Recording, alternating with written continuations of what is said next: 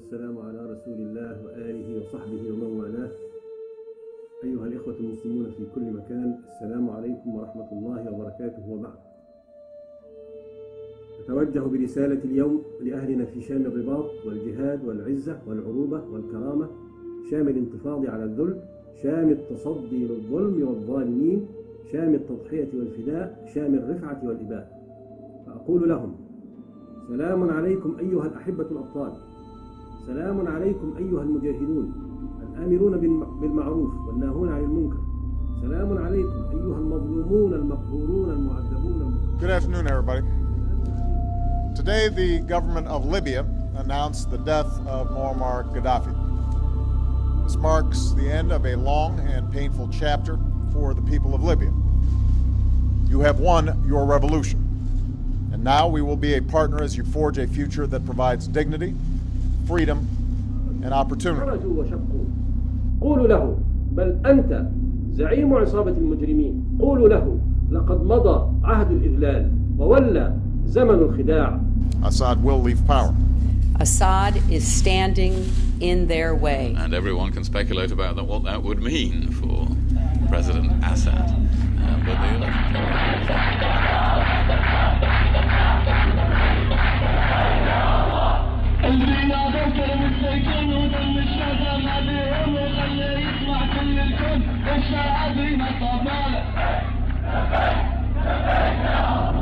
This is more the prescription for how to deal with the world.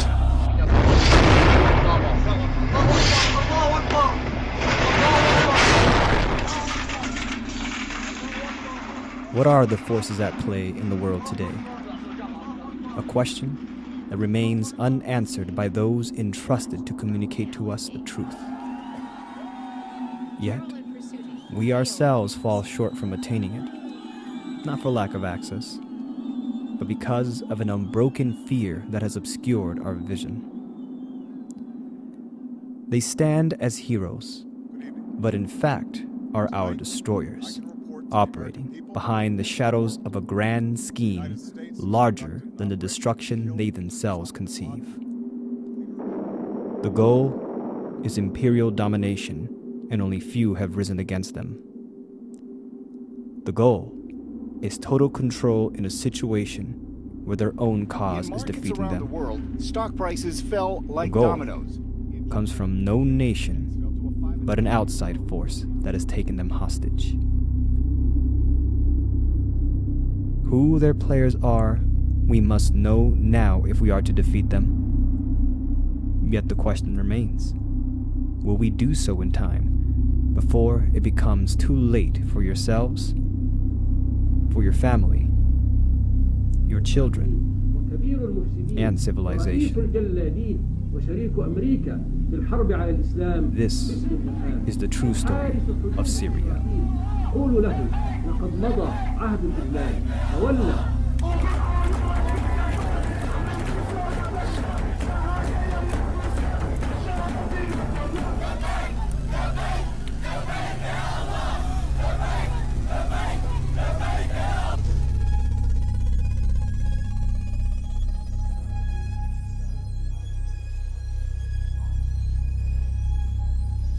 I am personally shocked and horrified by the tragic incident in Hula 2 days ago, which took so many innocent lives, children, women, and men. This was an appalling crime, and the Security Council has rightly condemned it. And I extend my profound condolences. The public mind has been drowned out by shouts from the Western sphere of influence, led by former British Prime Minister Tony Blair's doctrine of responsibility to protect, with complicity from the U.S. governments of George W. Bush, continued by President Barack Obama. Hoisting the flag of humanitarian intervention, the U.S., with obscure evidence provided by Tony Blair's British government in 2003, invaded Iraq.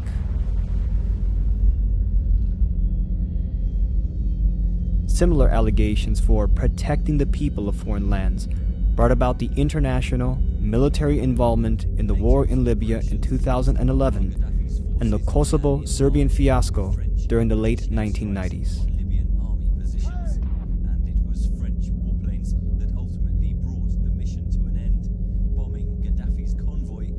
In these cases, under shouts for annihilating a brutal dictatorial regime, which in fact most of them were, false evidence was provided, U.S. constitutional laws violated, all in the name of toppling dictatorial regimes under the auspices of protecting their civilians.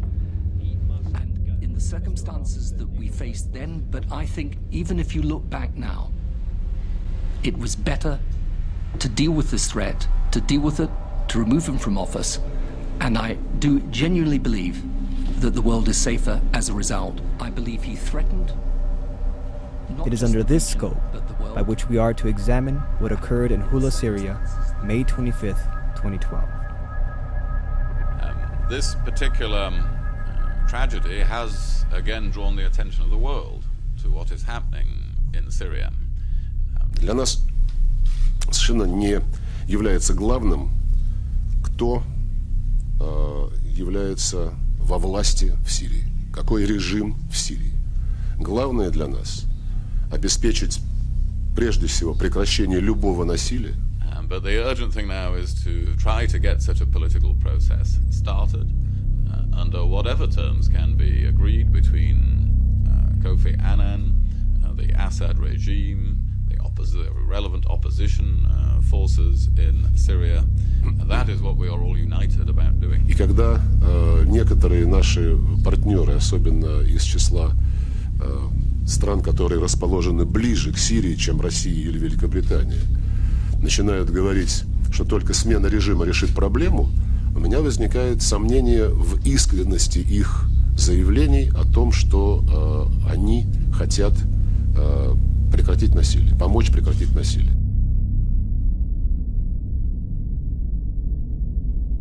In the wake of the Hula massacre, Russia, the strongest proponents for carrying out Kofi Annan's six-point peace plan since he was appointed UN Arab League peace envoy to Syria in late February, led a crucial battle during the weekend of the massacre to determine with conclusive evidence what had actually happened in the brutal events of May 25th. Russia called an emergency session of the United Nations Security Council 2 days later on a Sunday afternoon. The UNSC received a briefing from Norwegian General Robert Mood, head of the 200-plus UN observer mission deployed into Syria as part of the Annan peace plan, where he told members of the Permanent Security Council, plus a representative from Germany, that the evidence was, quote, murky as to who led the slaughter against civilians in Syria. But despite the general's caution that at the moment no conclusion can be made as to who was at fault, and with the Russians and a UNSC letter stating that an investigation is required, not a second passed from the adjournment of the UNSC closed-door meeting before the French, British, and German envoys raced to the microphones in the press area, concluding for the public Assad was undeniably to blame. UN ambassadors went a step further to blame the Syrian government. From Germany, there is a clear footprint of the government in this massacre. The Council has issued a strong and united condemnation of the mass killings of civilians on the 25th of May in El Hula, including by artillery, shelling and tank fire from the Syrian regime. That the Syrian government, Russian Deputy Envoy Alexander Pankin was left to explain calmly to the media the true accounts delivered by General Mood, clarifying that the general had established evidence of tanks being present in Hula, a claim used by the British sphere of influence to say those were the footprints of the regime's involvement, but that Mood did not link tank shellings to the number of deaths. In fact, according to accounts, most of the over 100 massacre in Hula were killed at close range.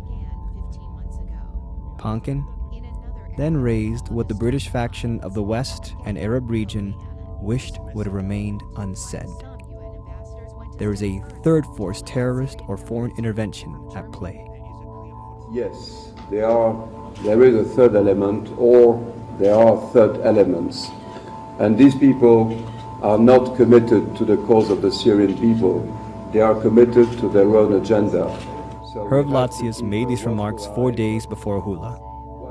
However, hours before the atrocity, State Department spokesperson Victoria Nuland recalled the right to enforce Chapter 7, the UN Security Council clause to invoke foreign military intervention by air, land, and sea in the event that Annan's plan proved to be a failure. That it's time, the Secretary's made clear, it's going to be Chapter 7 At the same next. time, every day, dozens of people are getting killed. Was it this third force Latsius warned of days before the massacre who waged the massacre? How could we know? When the British and German envoys screamed Assad to the press before any investigation was allowed to take place. Assad screamed vociferously, drowning General Robert Mood's conclusion that the evidence was murky.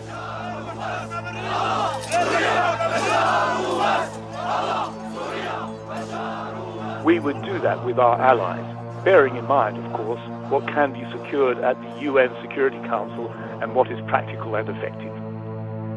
So we're not ruling anything out, but a military intervention in Syria, as I've always pointed out, would have to be vastly greater in scale than was the case in Libya. There seems to me to be only one other alternative. Members of the international community are left with the option only of having to consider whether they're prepared to take actions outside of the Annan Plan and the authority of this council.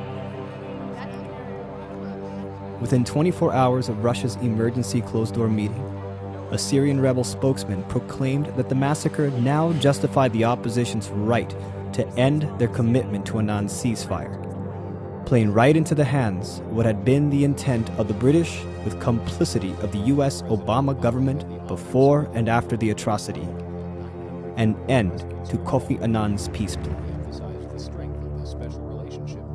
If an investigation would have led to the truth that Bashar al-Assad's regime indeed was to blame for the massacre, no investigation at the time was even allowed to be carried out to discover if it was true.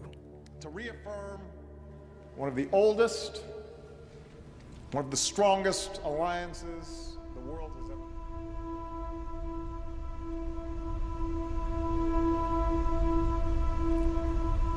A few days after the hideous bloodbath in the Syrian city of Hula, 11-year-old Ali al-Sayed suddenly became famous in the Arab media.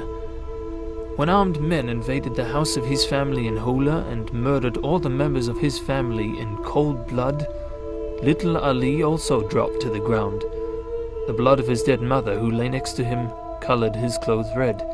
This saved his life, because the murderers thought that Ali was also dead.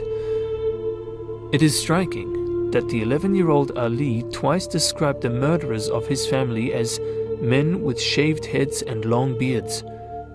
This definitely does not fit the soldiers of the Syrian army, but rather points in the direction of... According to eyewitness testimonies, the massacre happened during the time frame after the Friday prayers, when Sunni rebels attacked 3 Syrian army checkpoints around Hula. Despite the fact that Hula has a more than 90% Sunni population, almost exclusively families from the Alawi and Shia minorities in Hula were killed. Those killed include members of the Alawi family Shomalia and the family of a Sunni member of parliament, since he was considered as a government collaborator. Immediately after the massacre, the culprits filmed their victims, representing them as Sunni victims and distributing the videos on the internet. Were the preferred targets of hidden terrorism by the armed resistance. Taxi drivers, street vendors, mailmen, especially civil functionaries, were innocent victims of acts that went from simple assassination to gratuitous barbarity. Their throats were slashed, mutilated, cut into pieces, thrown into street corners or public trash cans. These acts of atrocity were then exploited by the media to impute the responsibility to the government forces. We were taken by surprise ourselves by this tactic, during a visit to Homs. A man had just been attacked by part of the armed gangs because he refused to close his shop. His car was blown up, and he was literally hacked to pieces and tossed under the storefront window. At the moment we were coming by, passers-by opened their mobile phones and were filming, and we overheard one of them say, doubtless talking to one of the satellite TV networks, "This is what Syrian citizens endure at the hands of Bashar al-Assad's death squads." We photographed this event. We then proceeded to take the body of this poor killed man to the hospital. Instead of bringing help to the murdered person, the onlookers filmed it, getting Al Jazeera to believe that the state had perpetrated the crime.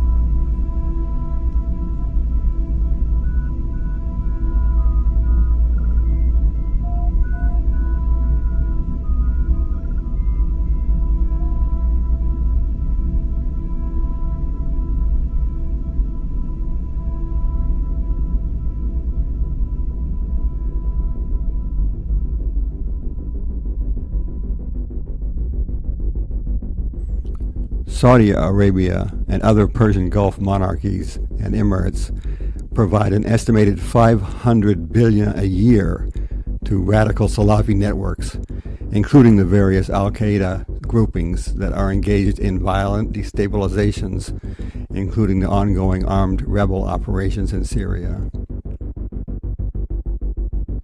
In recent weeks, these funds have facilitated a flow of weapons and paid foreign mercenaries into Syria via bordering countries, including Iraq, Lebanon, and Turkey.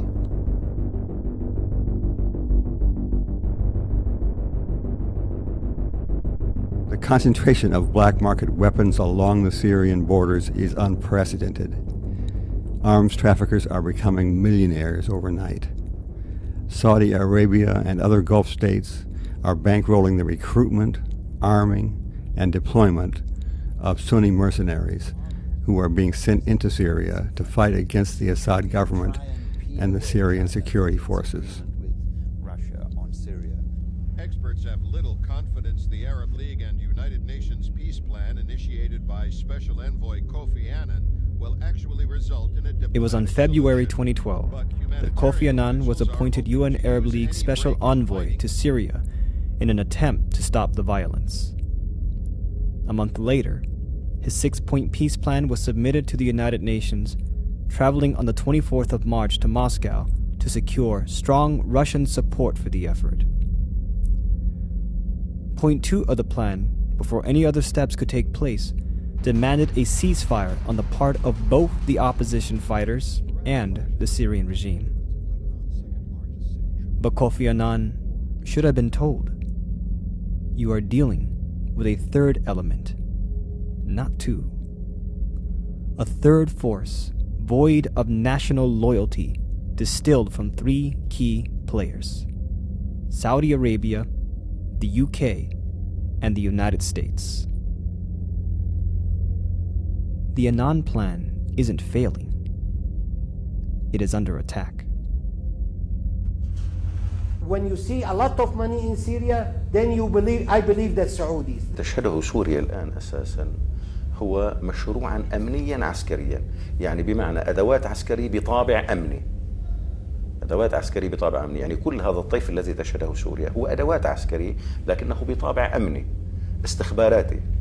هذا نظام ما بيهمه لا العالم ولا أي شيء، يعني الموضوع أكبر من موضوع النظام. ليه؟ لأنه النظام مدعوم أصلا دوليا ومدعوم من قبل إسرائيل أصلا. We are completely against arming the uprising, as well as we are against foreign intervention. We declared that very clear, very loud.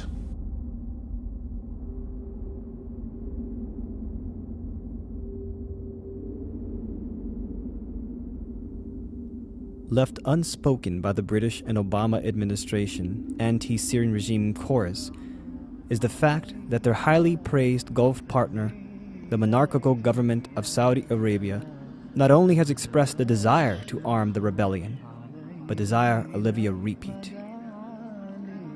Few have exposed or accused not only that they intended, but already are and in fact have been funding terrorist networks now said to have infiltrated the region before the uprising ever occurred, to the tune of $500 billion a year. Left unspoken, not out of ignorance, but out of an unofficial commitment to a global imperial agenda in place since September 11th, 2001. I want to welcome His Majesty King Abdullah to the White House. إذا علم أنه سيصل إلى هؤلاء وصولا جيدا بأمانة ودقة، فلا شك إن شاء الله أنه جهاد في سبيل الله، لأن ما قوى شوكة هؤلاء وأضعف شوكة هؤلاء مطلوب شرعا.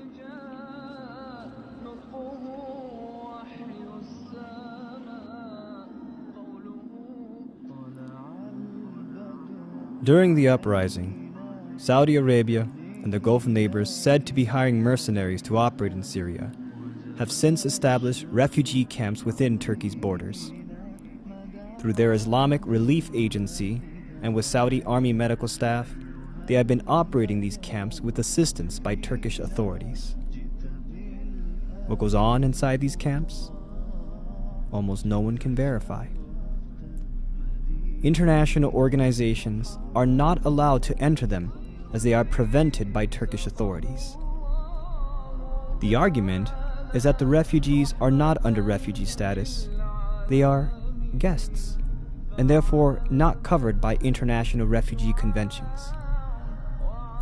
What goes on within these camps, therefore, is the business of the Saudis, some Turks, their guests.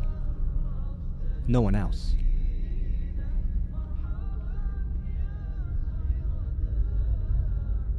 In the same day, the Saudi Arabia's Grand Mufti, Al-Ashik, preached jihad for sake of Allah against the Syrian government.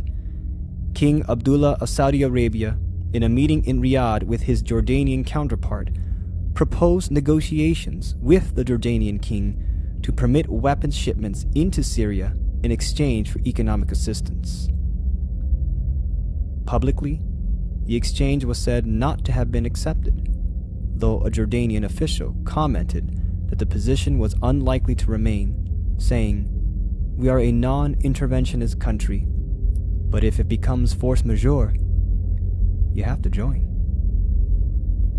Well, I think that it is pretty clear that the rebels have been receiving arms from abroad, and Syrian television has been showing almost daily shipments of arms being smuggled into Syria via Lebanon, Turkey, and other border crossings.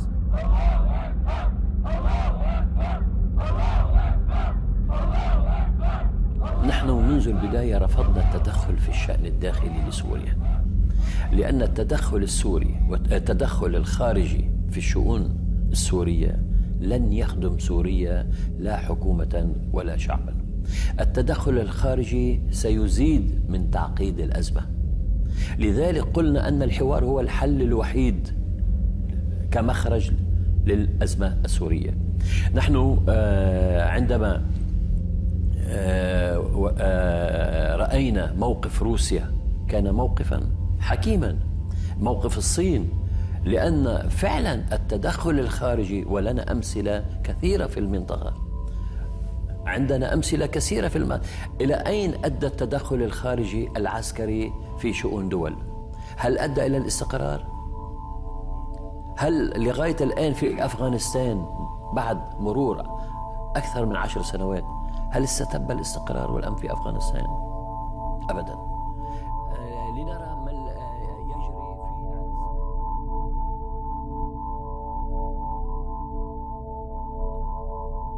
Few have dared to come forward under the condition of anonymity, warning that the Saudis are beyond negotiations and public annunciations for jihad against Syria. They are, in fact, working behind the shadows they themselves cast to feed the conflict, sabotaging Annan's peace effort. A top Arab diplomat revealed in publications on March 17th that Saudi Arabia was in the process of delivering equipment to rebel fighters in an effort to militarily overpower the Syrian army. The weapons would be traveling through Jordan, where it was admitted later that Saudi King Abdullah in fact did discuss with the King of Jordan. Later, a Western diplomat in Ankara, Turkey, stepped forward and leaked that rebel fighters are being armed by Saudi Arabia and their Gulf state neighbor Qatar. The diplomat disclosed, though at first, anti-regime activists only smuggled small quantities of light weapons purchased on the black market in Hatay of southern Turkey and brought to Syria's Idlib province. As of late May 2012, the loose assortment of rebel groups had received multiple shipments of arms that included AK-47s, BKC machine guns, rocket-propelled grenades, and anti-tank weaponry from the monarchies of the Gulf. From Ankara, the Western official cautioned, officially, no one will admit it. Nonetheless, the weapons provided by Saudi Arabia and Qatar are going through Turkey, with Turkish intelligence units fully aware, as they are responsible for vetting who is eligible to receive arms and who is not. A vetting procedure that both U.S. officials and Arab intelligence officers have informed journalists that a small number of CIA officers in southern Turkey are similarly involved in, all intersecting the unverified activities of Saudi Arabia's Islamic Relief Camp and their guests. للتطلعات والمطالب المشروعة للشعب السوري في الحرية والديمقراطية وحقه في رسم مستقبله واختيار حكامه وفي التداول السلمي للسلطة، إدانة أعمال العنف والقتل وإيقاف نزيف الدم والتمسك بالحل السياسي والحوار الوطني ورفض التدخل الأجنبي في الأزمة السورية التي تعيشها الشعوب العربية المنطقة العربية. هدفه أن يساهم في الحفاظ على أراضيها وسيادتها الإقليمية التي تعيشها الشعوب العربية. لا أحد يريد الإضرار بسوريا، ونحن نعم مع فكرة تسليح المعارضة التي تقاتل من أجل حريتها وحياتها. تناقش وأيضا المنطقة العازلة هل ستناقش؟ وأن هناك واضح خلاف بين الطرفين. احنا تبغى تدخل بيننا خلاف وما في خلاف، هذا شيء ثاني. بس قلنا يعني الدول النقاط الأربعة ايش بتقول؟ ايش بتقول النقاط الأربعة؟ اللي هي إيصال مساعدات ودعم غير مسلم، الدعم غير ليثل. اي طيب اللي يكون هذا في أنظمتهم ماشي كذا، بس تسليح المعارضة واجب أعتقد، لأنه ما تقدر تدافع عن نفسها إلا بس للأسف. Prince Saud Al Faisal's declared duty was followed with his Qatar partners hosting an announcement by businessmen in the Qatari capital, the creation of a $300 million fund for the rebellion. Though announced in June, Wael Mirza, one of the sponsors of the fund, admitted that the fund had been established long ago, for months, to, quote, support all components of the revolution. However, this figure is merely a drop in the bucket in comparison to the yearly $500 billion channel of money flows to overall Salafists and Al-Qaeda-linked groupings from the Gulf states and Saudi Arabia.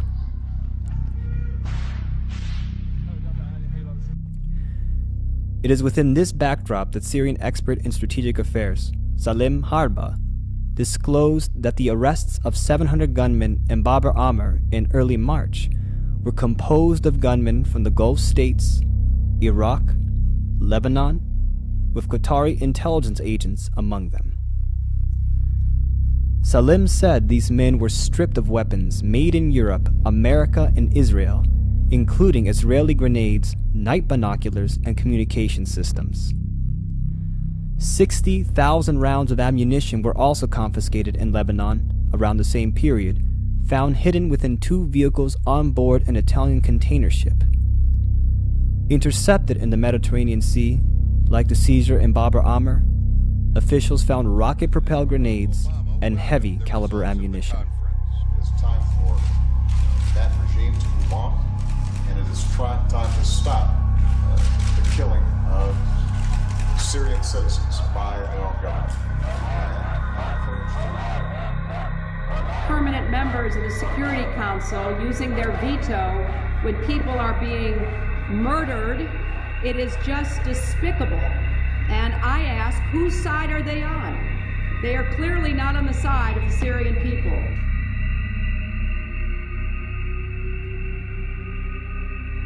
Why has so much attention been given towards the Russians as the purveyors of injustice, when the mounting evidence is clear that our eyes should be focused on Saudi Arabia and understanding why the conflict in Syria has yet to cease?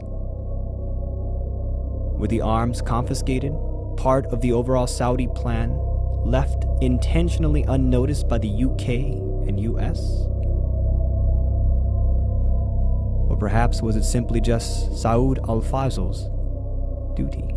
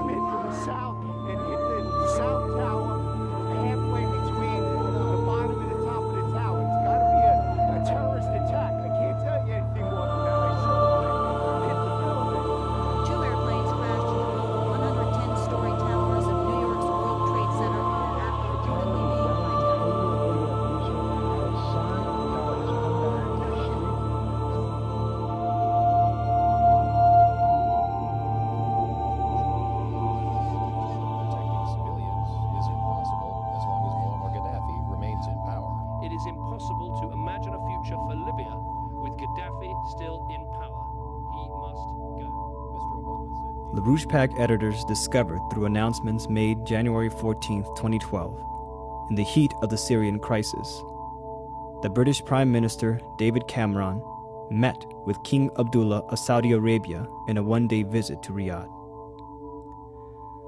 The British Prime Minister's office in Downing Street disclosed that the purpose of the meeting was to discuss the importance of the United Kingdom-Saudi bilateral relationship, agreeing to strengthen cooperation in a range of areas from that already in existence. They also shared concerns about the situation in Syria.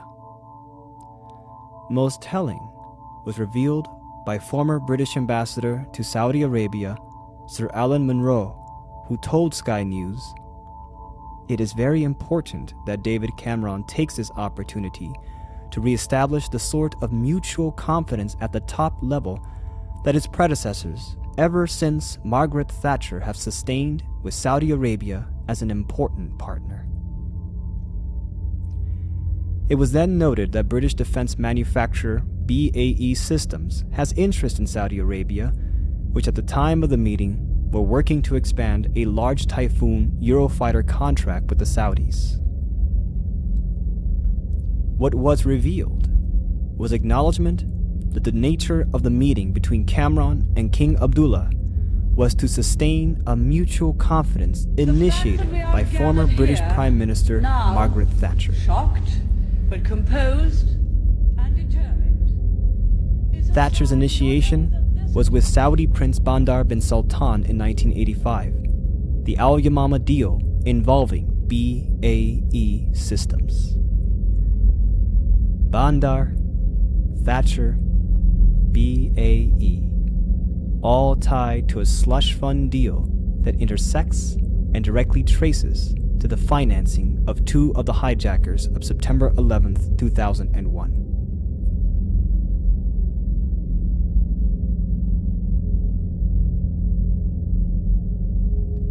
Nawaf al-Hazmi and Khalid al-Madar were two of the 5 terrorists who hijacked American Airlines Flight 77, crashing it into the Pentagon. They both were harbored by 2 Saudi intelligence operatives, Ammar al-Bayoumi and Osama Basnan. In the course of 4 years leading up to September 2001, al-Bayoumi and Basnan were transferred between $51,000 to $73,000 in checks and cashier checks from Prince Bandar and his wife, Princess Haifa bint Faisal.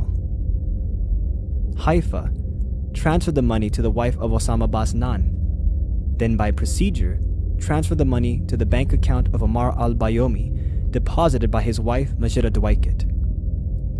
Bayoumi is known to have paid for housing and flight training lessons for the 2 hijackers of American Airlines Flight 77. However, the tens of thousands of dollars transferred in Saudi maze fashion that made its way to Nawaf al-Hazmi and Khalid al-Madar all originated from a bank account at Riggs National Bank in Washington, D.C., owned by Prince Bandar bin Sultan. Our decision to start negotiating the purchase of a substantial number of aircrafts for our national airline. I am also Prince Bandar was greeted by an undesired reality when in 2007, the story had erupted that he, since his arms for oil deal with Margaret Thatcher in 1985, had enjoyed $2 billion in kickbacks and bribes. A deal made between the Saudi prince and the British with a friendly handshake.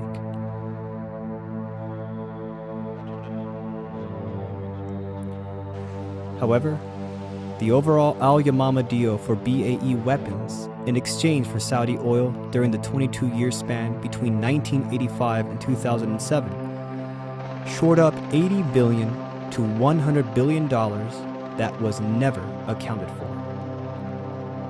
Money from the Al Yamama deal has been traced to clandestine operations, to arms purchased from Egypt and sent to the beginning stages of Al-Qaeda, the Mujahideen. Tens and thousands of dollars were directly given to 2 of the 9/11 hijackers, whose funds originated in the same bank account of Saudi Prince Bandar, who for 22 years received billions of dollars for brokering the Al Yamama BAE for Saudi oil exchange with British Prime Minister Margaret Thatcher.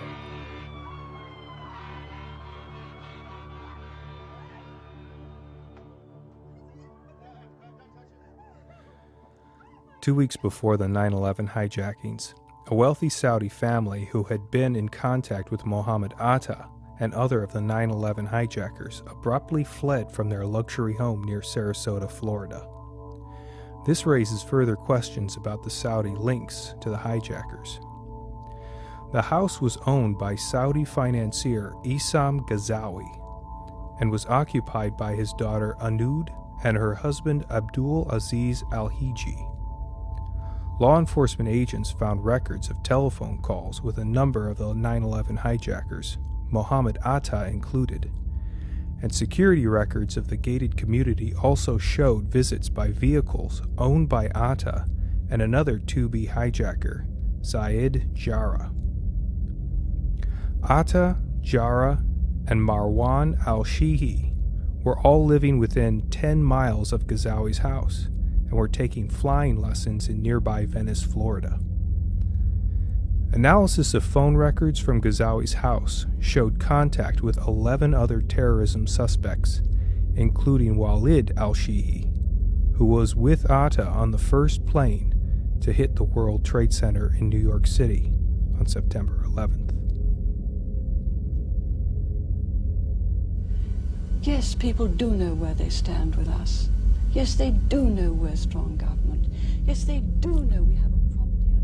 The operation thrived by the logistics of a BAE slush fund, a deal that represented one of the biggest funding pools in history for global covert operations, protected by Her Majesty Elizabeth II's Official Secrets Act, with its finances guarded by the highly unregulated system within the City of London square mile and offshore havens under British dominion. An operation left unobstructed by David Cameron and King Abdullah's arrangements during the heat of the Syrian crisis. The UK are involved in creating the slush fund deal. The US, under 2 administrations, has behaved with complicity. Why then would these same forces ever to have bothered to seek out the truth of who actually led the massacre in Hula, Syria, May 25th?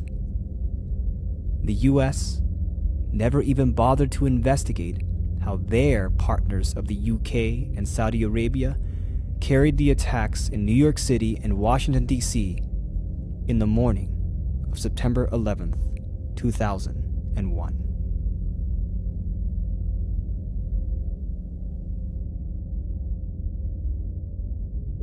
يضم مجموعة من اللصوص السراق الذين ينهبون ثروات سوريا وخيراتها بالحديد والنار.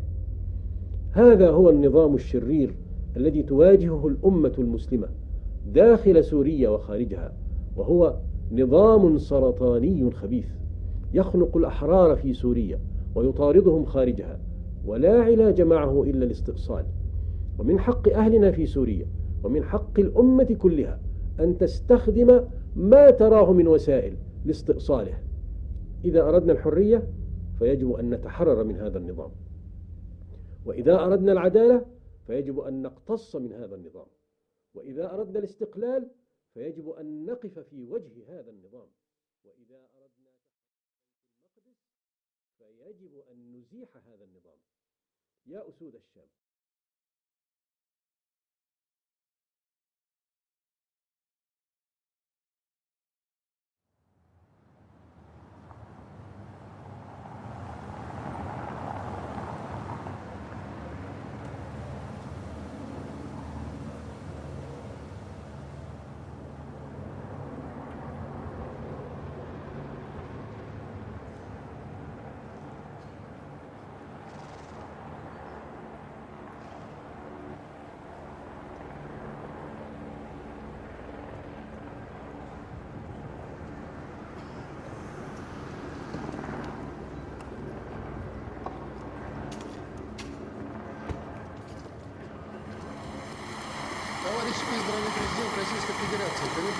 Президент Российской Федерации Владимир Владимирович Путин.